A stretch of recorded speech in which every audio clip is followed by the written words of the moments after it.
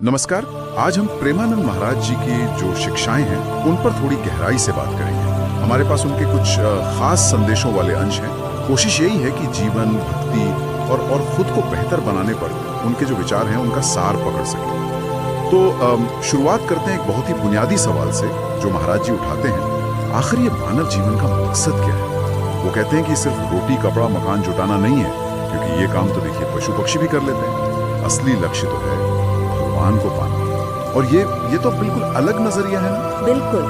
और देखिए, ये सोच हमें जो रोजमर्रा की जरूरतें हैं उनसे ऊपर उठाती है, एक बड़ा आध्यात्मिक लक्ष्य देती है। बात सिर्फ जीने की नहीं रह जाती, बल्कि एक ऊंचे मकसद के लिए जीने की हो जाती है। ये नजरिया हमारे रोज के कामों को भी आप देखें तो एक गहरा मतलब दे देता है। सही है, लेकिन फिर इस रास्ते में एक बड़ी चुनौती भी है, माया। महाराज जी इसके बारे में कहते हैं कि ये एक ऐसी जादूगरनी है जो भ्रम पैदा करती है, जो है नहीं वो दिखाती है। जी। तो ये माया असल में है क्या? जी, माया को सिर्फ एक वहम या भ्रम नहीं समझना चाहिए। ये एक शक्तिशाली पर्दे की तरह है जो असलियत को ढक लेता है। मतलब जो चीजें अस्थायी है उन्हें स्थायी दिखाती है। अच्छा। और जो स्थायी है उसे अस्थायी।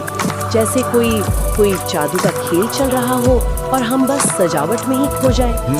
और फिर इससे निकलने का रास्ता भी बताया, वो है हरि का नाम, यानी भगवान का नाम जपना। पर इतनी शक्तिशाली माया और उपाय इतना सरल, ये थोड़ा सोचने वाली बात है। हाँ, और यही तो इसकी खासियत है।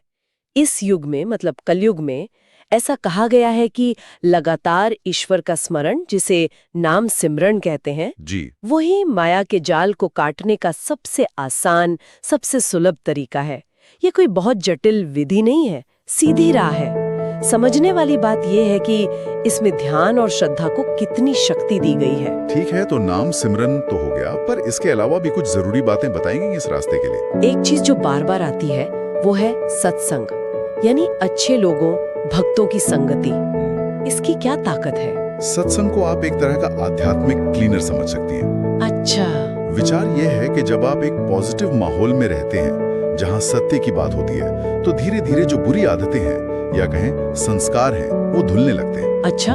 इरादा मजबूत होता है। ये सिर्फ सुनना नहीं है, बल्कि उन विचारों को अपनाना भी है, एक दूसरे को हिम्मत देना है। और सत्संग का एकदम उल्टा हुआ निंदा, दूसरों की बुराई करना।